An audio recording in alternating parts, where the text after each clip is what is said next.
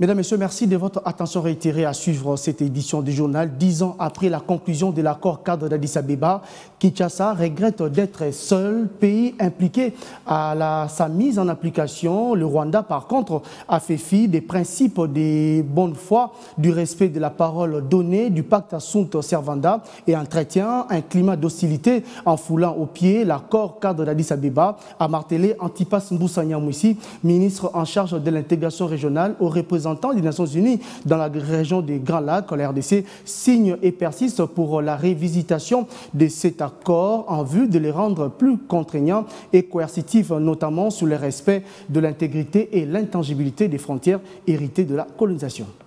C'était une réunion importante pour préparer la réunion des ministres des Affaires étrangères, de l'accord cadre d'Addis Abeba et aussi le sommet qui suivra, qui aura lieu le 6 mai prochain ici. Nous avons eu une discussion très cordiale, mais avec un échange très direct, très franc.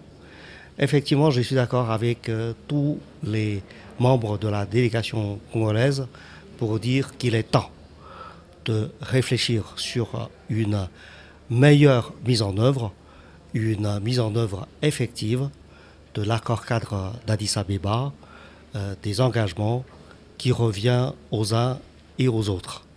Et ce sommet sera une occasion pour les chefs d'État et aussi les institutions 40 de réfléchir sur une approche, une meilleure approche adoptée pour assurer cette mise en œuvre effective des engagements et de l'accord cadre d'Addis Abeba.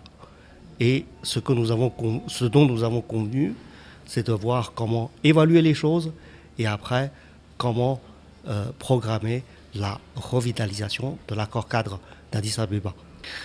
La réévaluation a pour objectif d'assurer une meilleure mise en œuvre de l'accord cadre d'Addis Abeba.